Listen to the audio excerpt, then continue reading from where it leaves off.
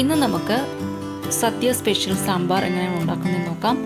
സാമ്പാർ സദ്യക്കൊക്കെ ഒഴിച്ചുകൂടാനാവാത്ത ഒരു കറിയാണ് സാമ്പാർ. അപ്പോൾ സദ്യക്ക് വയ്ക്കുന്ന സാമ്പാറിന് ഒരു പ്രത്യേകത ഉണ്ട്. കാരണം അതിൽ ചില കാര്യങ്ങളൊക്കെ നമ്മൾ ശ്രദ്ധിച്ചാൽ നല്ല ടേസ്റ്റി ആയിട്ടുള്ള സാമ്പാർ ഉണ്ടാക്കാൻ പറ്റുള്ളൂ. അപ്പോൾ ഞാനിവിടെ ഉണ്ടാക്കുമ്പോൾ പരിപ്പ്, ഈ സാമ്പാർ പരിപ്പാണ് എടുത്തിരിക്കുന്നത്. നല്ല കട്ടിയുള്ള സാമ്പാർ പരിപ്പ് തന്നെ വേണം സാമ്പാർ ഉണ്ടാക്കാനായിട്ട്. നമുക്ക് കടയിൽ 2 ടൈപ്പ് സാമ്പാർ പരിപ്പ് കിട്ടും, കട്ടി കുറഞ്ഞതും കിട്ടും. അപ്പോൾ അത് ഒഴിവാക്കുക. ഇതുപോലെ നല്ല കട്ടിയുള്ള സാമ്പാർ പരിപ്പ് വാങ്ങിച്ചാൽ നല്ല ടേസ്റ്റി ആയിട്ടുള്ള സാമ്പാർ നമുക്ക് ഉണ്ടാക്കാൻ പറ്റുള്ളൂ. അപ്പോൾ ഇത് 2-3 പ്രാവശ്യം നന്നായിട്ടൊന്ന് കഴുകിയെടുക്കാം. ഇതിപ്പോൾ ഞാൻ കുതിർത്തിട്ടൊന്നുമില്ല, ഇങ്ങനെ തന്നെ വേവിക്കുകയാണ്. കുതിർക്കുകയാണെങ്കിൽ ഒരു 10-15 മിനിറ്റ് കുതിർത്തതിന് ശേഷം വേവിക്കുക. അപ്പോൾ 1 കപ്പ് സാമ്പാർ പരിപ്പിന് 2 കപ്പ് വെള്ളം അത്ര എടുക്കുക. ഇപ്പോൾ 2 കപ്പ് വെള്ളമാണ് ഞാൻ എടുത്തിരിക്കുന്നത്. അപ്പോൾ ഓരോരുത്തരുടെയും കുക്കറിൻ്റെ ബേസ് ചെയ്തും അല്ലെങ്കിൽ പിന്നെ ഈ ഗ്യാസിൻ്റെ ഒരു ചൂടിനെ ബേസ് ചെയ്തൊക്കെ ഇരിക്കും ഒഴിക്കുന്ന വെള്ളത്തിൻ്റെ അളവ്. അപ്പോൾ ഇതിലേക്ക് ഞാനിപ്പോൾ 2 തുള്ളി വെളിച്ചെണ്ണയും പിന്നെ കുറച്ച് ഒരു വറ്റൽമുളകും കൂടെ ഇട്ട് കൊടുത്തിട്ടുണ്ട്. നമുക്കിത് വെച്ചിട്ട് ഒന്ന് വേവിച്ചെടുക്കാം. ഒരു മീഡിയം ഫ്ലെയിമിൽ വെച്ചാണ് വേവിക്കുന്നത്. അപ്പോൾ നേരത്തെ പറഞ്ഞ പോലെ വെള്ളത്തിൻ്റെ അളവ് വേണമെങ്കിൽ കുറച്ച് കൂടുതൽ ഇട്ട് കൊടുക്കാം. ഒരു 1/4 കപ്പും കൂടെ വേണമെങ്കിൽ ഒഴിച്ചു കൊടുക്കുക. അപ്പോൾ എൻ്റെ ഈ കുക്കറിനും എൻ്റെ ഈ ഗ്യാസിൻ്റെ ഒരു ചൂടിനും ഒക്കെ ഇത്രയും മതി. 2 വിസിൽ കൊണ്ട് ഇത് വേവും. മീഡിയം ഫ്ലെയിമിൽ 2 വിസിൽ. വെളിയിലൊന്നും തീയൊന്നും പരന്ന് വരണ്ട. അത്രയും ഒരു മീഡിയം ഫ്ലെയിമിൽ വെച്ച് 2 വിസിലാകുമ്പോഴേക്കും ഇതെനിക്ക് വെന്ത് കിട്ടും. അപ്പോൾ എൻ്റെ കുക്കറിൻ്റെ ബേസ് ചെയ്തിട്ടാണ് ഞാൻ അളവ് പറയുന്നത്. അപ്പോൾ നിങ്ങളുടെ കുക്കർ എങ്ങനെയാണ് ഇരിക്കുന്നതെന്ന് വെച്ചാൽ അതിനനുസരിച്ച് വെള്ളം ചേർത്ത് കൊടുക്കുക. ഒരു 1/4 കപ്പ് വെള്ളം കൂടുതലാണെങ്കിൽ ചേർത്ത് കൊടുക്കാൻ കുഴപ്പമില്ല.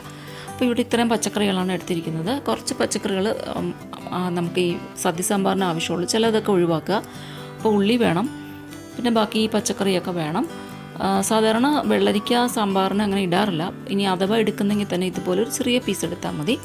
അതുപോലെ മുരിങ്ങയ്ക്കൊക്കെ കുറച്ച് നീളത്തിൽ തന്നെ കട്ട് ചെയ്തെടുക്കുക. കാരണം നമുക്ക് ഈ കഷ്ണങ്ങളൊക്കെ വെന്ത് ഉടഞ്ഞു പോവാതെ വേണം കട്ട് ചെയ്തെടുക്കുക. അപ്പോൾ വെണ്ടയ്ക്കയും എല്ലാം കുറച്ച് നീളത്തിൽ തന്നെ കട്ട് ചെയ്തെടുക്കുക. അത് മാത്രമല്ല, നമ്മൾ സാമ്പാറിന് ഇടുമ്പോൾ കഷ്ണങ്ങൾ ഇടുമ്പോൾ ഓരോന്നോരോന്നിട്ട് അതിൻ്റെ വേവ് അനുസരിച്ച് ഇട്ട് കൊടുക്കുക. എല്ലാം കൂടി നേരത്തെ ഇടണ്ട.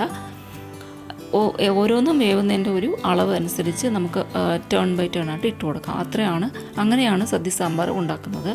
അപ്പോൾ അതാണ് ഞാൻ നേരത്തെ പറഞ്ഞത്. നമ്മൾ സാധാരണ വീട്ടിൽ എപ്പോഴും സാമ്പാർ വെക്കുന്ന പോലെയല്ല സദ്യ സാമ്പാർ ഉണ്ടാക്കുന്നത്. കുറച്ച് കാര്യങ്ങളൊക്കെ അതിൽ ശ്രദ്ധിച്ചാൽ നല്ല സാമ്പാർ നമുക്ക് കിട്ടുള്ളൂ. അപ്പോൾ പുളി എടുത്തിട്ടുണ്ട്. ഒരു നെല്ലിക്ക വലിപ്പത്തിൽ പുളി എടുക്കുക. പുളി കുറച്ച് 3 കപ്പ് വെള്ളത്തിൽ, ഒരു ചെറിയ ചൂട് വെള്ളത്തിൽ വേണം ഒന്ന് പിഴിഞ്ഞെടുക്കാനായിട്ട്. നമുക്ക് പുളി വെള്ളത്തിൽ ഇട്ടിട്ടാണ് ഈ കഷ്ണങ്ങൾ നമ്മൾ വേവിക്കുന്നത്. അപ്പോൾ അതിനുവേണ്ടി ഒരു 3 കപ്പ് വെള്ളം എടുത്തിട്ടുണ്ട്. 3 കപ്പ് ചെറിയ ചൂടുവെള്ളത്തിൽ നന്നായിട്ടൊന്ന് പിഴിഞ്ഞെടുക്കുക. ഇത് പിഴിഞ്ഞതിന് ശേഷം നമുക്കിത് അരിച്ചിട്ട് ഉപയോഗിക്കാം. അപ്പോൾ ഈ ഉള്ളിയൊന്നും ഞാനിവിടെ കട്ട് ചെയ്യാതെയാണ് വെച്ചിരിക്കുന്നത്. നമുക്ക് ഈ കഷ്ണങ്ങൾ ഒന്നും വെന്ത് ഉടഞ്ഞു പോകാതിരിക്കാൻ വേണ്ടി ഇത്രയും വലിപ്പത്തിലൊക്കെ ചേർത്ത് കൊടുക്കുക. അപ്പോൾ ഇവിടെ ഇപ്പോൾ പരിപ്പ് നന്നായിട്ട് വെന്തിരിപ്പുണ്ട്. അപ്പോൾ എൻ്റെ കുക്കറിൻ്റെ ഒരു കണ്ടീഷനിൽ ഈ ഒരു 2 വിസിലും 2 കപ്പ് വെള്ളം വെച്ചുമ്പോൾ നന്നായിട്ടൊന്ന് വെന്ത് കിട്ടും. അപ്പോൾ ഇനി നമുക്ക് കുറച്ച് വെളിച്ചെണ്ണയിൽ തന്നെ ചെയ്യണം. വെളിച്ചെണ്ണ ഒഴിച്ചിട്ടുണ്ട്. ഇതിനകത്തേക്ക് നമുക്ക് കുറച്ച് ചുവന്നുള്ളിയും എടുത്ത് വെച്ചിരിക്കുന്ന ചുവന്നുള്ളിയും പച്ചമുളകും ഒന്ന് വഴിച്ചെടുക്കാം. അപ്പോൾ നമ്മൾ ഞാനിവിടെ ഉലുവ പൊടിയാണ് ചേർക്കുന്നത്. ഉലുവ മുഴുവനെയാണ് ചേർക്കുന്നതെങ്കിൽ വെളിച്ചെണ്ണ ചൂടാകുമ്പോൾ തന്നെ ഇട്ട് കൊടുക്കാം. അതുപോലെ കായമാണെങ്കിലും കായത്തിൻ്റെ പൊടി നേരത്തെ തന്നെ ഇട്ട് കൊടുക്കുക. വെളിച്ചെണ്ണയിൽ തന്നെ ഇട്ട് കൊടുക്കുക. മുഴുവൻ കായമാണ് ഇടുന്നതെങ്കിൽ. അപ്പോൾ ഒരു 1/4 ടീസ്പൂൺ കായപ്പൊടി, ഉലുവപ്പൊടിയും മഞ്ഞൾപ്പൊടിയും ഇട്ട് കൊടുത്തിട്ടുണ്ട്. അപ്പോൾ ഇതൊന്ന് ചൂടായി വന്നാൽ മതി. ഒരുപാടത്ത് വഴറ്റുമൊന്നും വേണ്ട. ഒന്ന് ചെറുതായിട്ടൊന്ന് ചൂട് തട്ടി കഴിയുമ്പോഴേക്കും നമുക്ക് വെള്ളം ഒഴിച്ചു കൊടുക്കാം. ഇതിൻ്റെ ഈ ഉള്ളിയുടെ ഈർപ്പം ഒന്ന് മാറുന്നവരെ മാത്രം വഴറ്റിയാൽ മതി. അത് കഴിഞ്ഞ് നമുക്ക് ഈ പുളിവെള്ളം ഇതിനകത്ത് ഒഴിച്ചു കൊടുക്കാം. ഏകദേശം 3-3.5 കപ്പ് വെള്ളം ഒഴിച്ചിട്ടുണ്ട്. ഇതൊന്ന് തിളച്ച് വരുമ്പോൾ നമുക്ക് ബാക്കി പച്ചക്കറിയെല്ലാം ആഡ് ചെയ്ത് കൊടുക്കാം. 1 by 1 ആയിട്ട് ആഡ് ചെയ്ത് കൊടുക്കാം. അതിൻ്റെ വേവ് അനുസരിച്ച് വേണം ആഡ് ചെയ്ത് കൊടുക്കാം. അപ്പോൾ കുറച്ച് ടൈം എടുക്കുന്ന ഒരു സാമ്പാറാണ് നമുക്ക് ചെയ്യാൻ പറ്റുന്ന ഈ ഒരു സദ്യ സാമ്പാറിന് കുറച്ച് ടൈം എടുക്കും. കാരണം കുറച്ച് കാര്യങ്ങൾ നമുക്ക് ശ്രദ്ധിച്ചാൽ നല്ല ടേസ്റ്റി സാമ്പാർ കിട്ടുള്ളൂ. അപ്പോൾ ഇവിടെ ഞാൻ കുറച്ച് കായത്തിൻ്റെ പൊടി ആഡ് ചെയ്ത് കൊടുത്തിട്ടുണ്ട്. ഒരു 1/4 ടീസ്പൂൺ കായത്തിൻ്റെ പൊടി. നമ്മളിപ്പോൾ കായത്തിൻ്റെ കഷ്ണം ഇടുന്നെങ്കിൽ നേരത്തെ നമ്മൾ എണ്ണ ചൂടാകുമ്പോൾ അതിലിട്ട് കൊടുത്താൽ മതി. അത് നന്നായിട്ടൊന്ന് അലിഞ്ഞ് വന്നോളും. അപ്പോൾ ഇനി നമുക്ക് വേവ് അനുസരിച്ചിട്ടുള്ള പച്ചക്കറികൾ ചേർത്ത് കൊടുക്കാം. മുരിങ്ങയ്ക്ക ചേർത്തിട്ടുണ്ട്, അമരയ്ക്ക ചേർത്തിട്ടുണ്ട്. ഇനി മത്തങ്ങയും ബാക്കിയെല്ലാം ചേർത്ത് കൊടുക്കാം. അപ്പോൾ ഇതൊന്ന് തിളച്ച് കഴിയുമ്പോഴേക്കും നമുക്ക് അടുത്തത് ചേർത്ത് കൊടുക്കാം. തിളച്ച് കഴിയുമ്പം ബാക്കി ഇനി എല്ലാം കൂടെ ഒരുമിച്ച് വെന്തോളും. അപ്പോൾ ഇത് ഒന്ന് പാകമായി വരട്ടെ, എന്നിട്ട് നമുക്ക് ബാക്കി ചേർത്ത് കൊടുക്കാം. ഒന്ന് തിളച്ചാൽ മാത്രം മതി. ഒന്ന് വെട്ടി തിളയ്ക്കുമ്പോഴേക്കും അത് വേവാൻ തുടങ്ങും. അപ്പോൾ ഇനി നമുക്ക് അടുത്തത് കത്തിരിക്കയും വെണ്ടയ്ക്കയും തക്കാളിയും ചേർക്കണം. അപ്പോൾ ഓരോന്നായിട്ട് ചേർത്ത് കൊടുക്കാം. അപ്പോൾ ഇതിലിപ്പം ഞാനിവിടെ ഒരു കാര്യം വിട്ടുപോയിട്ടുണ്ട്. ശർക്കര ചേർക്കുന്നെങ്കിൽ ഇപ്പം ചേർക്കുക. ഒരു നെല്ലിക്ക വലുപ്പത്തിൽ ശർക്കരയും കൂടി ചേർത്ത് കൊടുക്കുക. ഞാനിത് ചേർക്കാൻ മറന്നത് കാരണം ഏറ്റവും ലാസ്റ്റാണ് ഞാൻ ചേർത്തത്. അപ്പോൾ നിങ്ങൾ ചേർക്കുമ്പോൾ ശർക്കര ഇതിൻ്റെ കൂടെ തന്നെ ചേർത്ത് കൊടുക്കുക. ഞാനിത് എടുത്ത് വയ്ക്കാൻ മറന്നത് കാരണമാണ് എനിക്ക് ലാസ്റ്റായി പോയത് അത് ചേർത്തപ്പോൾ. അപ്പോൾ ഇതിനിപ്പോൾ ആവശ്യത്തിനുള്ള ഉപ്പും കൂടി ചേർത്ത് കൊടുക്കുക. ഉപ്പ് നേരത്തെ തന്നെ കുറച്ച് ഉള്ളിയിൽ ചേർത്തിട്ടുണ്ട്. അപ്പോൾ ഉപ്പ് കുറച്ച് സൂക്ഷിച്ച് ചേർക്കുക. ഉള്ളി വേട്ടമെന്ന് ഡ്രൈ ആവാൻ വേണ്ടിയിട്ടാണ് ഉപ്പ് നേരത്തെ ഞാൻ ചേർത്തത്. അപ്പോൾ ഉപ്പൊക്കെ നല്ല പാകത്തിന് ചേർത്ത് കൊടുക്കുക. കൂടുതലാവാതെ നോക്കുക. ഇനി നമുക്ക് സാമ്പാർ പൊടി എങ്ങനെയാണ് ചെയ്തതെന്ന് നോക്കാം. ഇപ്പോൾ ഇതിനകത്ത് ഞാൻ സാമ്പാർ പൊടി ഉപയോഗിക്കുന്നില്ല.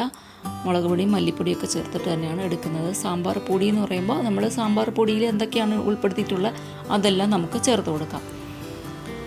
സാധാരണ ഒരു സാമ്പാർ പൊടിയിൽ ഉള്ള ബേസിക് ഇൻഗ്രീഡിയൻസ് എന്ന് പറയുന്നത് മല്ലിപ്പൊടി, മുളക് പൊടി, കായം, ഉലുവ ഇതൊക്കെയാണ്. പിന്നെ നമ്മൾ എക്സ്ട്രാ ചേർക്കുന്നതാണ് ഈ കടലപ്പരിപ്പിൻ്റെ പൊടിയും ഉഴുന്നിൻ്റെ പൊടിയൊക്കെ. പക്ഷെ നമ്മൾ ഈ സദ്യ സാമ്പാറിൽ അതിൻ്റെ ഒന്നും ആവശ്യമില്ല. നമുക്ക് ഇങ്ങനെ തന്നെ ചേർത്താൽ മതി. നല്ല സാമ്പാർ നമുക്ക് കിട്ടും. അപ്പോൾ നമ്മൾ കട്ടിക്കാണ് പരിപ്പൊക്കെ വേവിച്ചിടുന്നത്. അപ്പോൾ നമുക്ക് ഈ ഉലുവായി പൊടി മറ്റേ ഈ ഉഴുന്ന് പൊടിയും കടലപ്പൊടിയൊക്കെ ചേർത്ത സാമ്പാർ പൊടിയൊന്നും ആവശ്യമില്ല. ഇങ്ങനെ സാമ്പാർ ഈ ഒരു മല്ലിപ്പൊടിയും മുളക് പൊടിയൊക്കെ ചൂടാക്കേണ്ട ആവശ്യം പോലും ഇല്ല. ഇങ്ങനെ നേരിട്ട് ചേർത്താൽ മതി. നല്ല സാമ്പാർ നമുക്ക് ഉണ്ടാക്കിയെടുക്കാൻ പറ്റും. കാരണം സദ്യ സാമ്പാറിന് എപ്പോഴും ഒരു ഫ്രഷ് ഫീൽ വേണം. ഈ വറുത്ത ഒരു രുചി ആവശ്യമില്ല. അപ്പോൾ അതിന് വേണ്ടിയിട്ടാണ് നമ്മൾ ഈ മല്ലിപ്പൊടിയൊക്കെ വറുക്കാതെ ചേർക്കുന്നത്. പിന്നെ നിർബന്ധമാണെന്നുണ്ടെങ്കിൽ ചെറുതായിട്ടൊന്ന് ചൂടാക്കി ചേർത്ത് കൊടുക്കുക. നമ്മുടെ ആ ചീനച്ചട്ടി ഒന്ന് ചൂടാകുമ്പോൾ ഇട്ട് കൊടുക്കുക. ഉടനെ തന്നെ ഓഫ് ചെയ്യുക. ആ ചീനച്ചട്ടിയുടെ ചൂടിൽ മാത്രം ഒന്ന് ചൂടാക്കിയാൽ മതി, അല്ലാതെ തീയിലിട്ട് ചൂടാക്കണ്ട. അപ്പോൾ അങ്ങനെ ചെയ്യാം. ചൂടാക്കണം എന്നുണ്ടെങ്കിൽ, അല്ലെങ്കിൽ ഇങ്ങനെ ഇട്ട് കൊടുത്താൽ മതി. ഇങ്ങനെ ഇട്ട് കൊടുത്താൽ നല്ല ഫ്രഷ് ആയിട്ടുള്ള ഒരു മല്ലിയുടെ ഒരു പ്രസൻസ് ഒക്കെ നമുക്ക് ഫീൽ ചെയ്യണം ഈ ഒരു സാമ്പാറിന്. അതാണ് സദ്യ സാമ്പാറിൻ്റെ ഒരു പ്രത്യേകത. അതുപോലെ തന്നെ കഷ്ണങ്ങൾ നമുക്ക് വെന്തുടയാതെ ശ്രദ്ധിച്ച് ചെയ്യണം. അപ്പോൾ ഇനി നമുക്ക് ഇതിനകത്തേക്ക് നമ്മൾ വേവിച്ച് വെച്ചിരിക്കുന്ന പരിപ്പ് ചേർത്ത് കൊടുക്കാം. അപ്പോൾ ഇനി പരിപ്പ് ഒരുപാടങ്ങ് മാഷായി പോകണ്ട. കുറച്ച് പരിപ്പ് ഇങ്ങനെ നമുക്ക് കാണാൻ പറ്റണം. ആ വിധത്തിൽ ചെയ്യാം. കാരണം ഇനി നമ്മൾ കുറച്ചുകൂടെ ഒന്ന് തിളപ്പിക്കും. പരിപ്പ് കഷ്ണത്തിലൊക്കെ ഒന്ന് നന്നായിട്ടൊന്ന് പിടിക്കാനായിട്ട് പരിപ്പിൻ്റെ ഒരു ടേസ്റ്റും കൂടെ. അപ്പോൾ അതിന് വേണ്ടിയിട്ടാണ് ഇത്ര ഒരു ചെറുതായിട്ടൊരു പരിപ്പിൻ്റെ ഒരു നമുക്ക് കാണുകയും കൂടെ വേണം പരിപ്പ് കിടക്കുന്നത്. ഒരുപാടങ്ങ് പായസം പോലെ അങ്ങ് വെന്തങ്ങ് ചേർക്കേണ്ട ആവശ്യമില്ല. അപ്പോൾ ഇതിന് ഒന്നും കൂടെ ഒന്ന് റോൾ ബോയിൽ ചെയ്ത് വരണം. ഒന്ന് വെട്ടി തിളയ്ക്കുന്നവരെ നമുക്ക് വയ്ക്കാം. ഒരു മീഡിയം ഫ്ലെയിമിൽ വെച്ചിരുന്നാൽ മതി. എന്നിട്ടൊന്ന് തിളപ്പിച്ചെടുക്കാം. അപ്പോൾ ശർക്കര ചേർക്കുന്ന കാര്യം വിട്ടു പോകരുത്. ശർക്കരയും കൂടി നേരത്തെ തന്നെ ചേർക്കുന്നുണ്ടെങ്കിൽ ഇപ്പോഴേ അങ്ങ് ചേർത്ത് കൊടുക്കുക, മറന്നു പോയിട്ടുണ്ടെങ്കിൽ. അപ്പം ഞാനത് മറന്നത് കാരണം ഏറ്റവും ലാസ്റ്റാണ് എനിക്ക് ചേർക്കേണ്ടി വന്നത്. അപ്പോൾ കുറച്ച് ഉപ്പ് കുറവാണ്. അപ്പോൾ ഞാൻ കുറച്ചുകൂടെ ഉപ്പിട്ട് കൊടുത്തിട്ടുണ്ട്. അപ്പോൾ പുളിയും എല്ലാം പാകത്തിനായിട്ടുണ്ട്. നമ്മൾ ഈ സാമ്പാർ രാവിലെ ഉണ്ടാക്കി വയ്ക്കണം. സദ്യ തയ്യാറാക്കുന്ന ദിവസം ലാസ്റ്റ് നമ്മൾ സാമ്പാർ തയ്യാറാക്കി വയ്ക്കണം. കാരണം സാമ്പാറിൽ എല്ലാം പിടിച്ചു വരണം. അപ്പോൾ സാമ്പാർ, രസം ഇങ്ങനെയുള്ളതൊക്കെ നമുക്ക് ചോറിലൊഴിക്കുമ്പോൾ അതിൻ്റെ എല്ലാം ഫ്ലേവർ നമുക്ക് കിട്ടണം. അപ്പോൾ അതിനുവേണ്ടി നമ്മൾ ആദ്യമേ സാമ്പാറൊക്കെ ഉണ്ടാക്കി വയ്ക്കണം. അപ്പോൾ ഇത് നല്ല തിളച്ച് തുടങ്ങിയിട്ടുണ്ട്. ഇനി നമുക്കിതിനകത്തേക്ക് കുറച്ച് മല്ലിയില ചേർത്ത് കൊടുക്കാം. അപ്പോൾ മല്ലിയില ചേർക്കണമെന്ന് വലിയ നിർബന്ധമൊന്നുമില്ല. പക്ഷേ നമ്മളിപ്പോൾ എല്ലാത്തിലും മല്ലിയില ചേർക്കുന്നുണ്ട്. പണ്ട് കാലത്തൊക്കെ സാമ്പാർ വയ്ക്കുമ്പോൾ അതിലൊന്നും മല്ലിയിലയൊന്നും, അമ്മയൊന്നും സാമ്പാറിൽ മല്ലിയില ഈ അടുത്ത കാലത്തൊക്കെയാണ് ഉപയോഗിച്ച് തുടങ്ങിയത്. മല്ലിയില പണ്ടൊന്നും അങ്ങനെ ചേർക്കുന്ന ഒരു ഇതില്ലായിരുന്നു, ശീലമില്ലായിരുന്നു. നമ്മളിപ്പോൾ തമിഴ്നാട്ടിലെ ഒരു സാധനമാണ് ഈ മല്ലിയില. അവരാണ് എല്ലാത്തിലും മല്ലിയില ചേർത്ത് ഉപയോഗിക്കുന്നത്. നമ്മുടെ സാമ്പാറിലൊന്നും അധികം അങ്ങനെ മല്ലിയിലയുടെ ഉപയോഗം ഉള്ളതായിട്ടില്ല. എങ്കിലും നമ്മളിപ്പോൾ എല്ലാത്തിലും മല്ലിയില ചേർക്കാറുണ്ട്. അപ്പോൾ ഇപ്പോൾ നമുക്ക് ഈ കഷ്ണങ്ങളൊക്കെ നമുക്ക് എടുത്ത് കാണാൻ പറ്റുന്നുണ്ട്. അപ്പോൾ ആ ഒരു ലെവലിൽ നമുക്ക് തീ അങ്ങ് ഓഫ് ചെയ്യാം. അപ്പം വെണ്ടയ്ക്ക ആയാലും കത്തിരിക്ക ആയാലും തക്കാളി ആയാലും നമുക്കിതിൽ കാണാൻ പറ്റണം. ആ വിധത്തിൽ നമ്മളിത് വേവിച്ചെടുക്കണം. അപ്പോൾ ഇപ്പോൾ ഇത് വെന്തിട്ടുണ്ട്. നമുക്കിനി ഫ്ലെയിം ഓഫ് ചെയ്യാം. ഇനി നമുക്ക് കടുക് താളിച്ചിട്ട് കൊടുക്കാം. അപ്പോൾ കുറച്ച് ടൈം എടുക്കും. ഇതെല്ലാം ഓരോന്നോരോന്നായിട്ട് നമ്മൾ ചെയ്യുന്നതുകൊണ്ട് സദ്യ സാമ്പാർ അത്രയും ടേസ്റ്റിയാക്കി മാറ്റണം എന്നുണ്ടെങ്കിൽ ഇങ്ങനെ തന്നെ ചെയ്യാം. ഇനി നമുക്ക് കടുക് താളിച്ചിട്ട് കൊടുക്കാം. അപ്പോൾ കടുക് താളിച്ചിടുമ്പോൾ കുറച്ച് സാധനങ്ങൾ അതിനകത്ത് ചേർക്കേണ്ടത്, കുറച്ച് പൊടി ചേർത്ത് കൊടുക്കണം.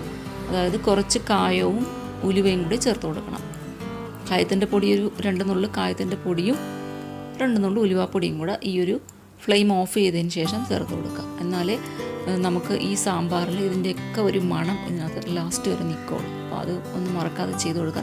ഇതിൽ വേണമെങ്കിൽ ഒരു 2 നുള്ളു കാശ്മീരി ചില്ലി പൗഡറും കൂടെ ചേർത്താൽ കുറച്ചൊരു കൂടെ ഒരു കളർ നമുക്ക് കിട്ടും സാമ്പാർ തുറന്നെടുക്കുമ്പോൾ.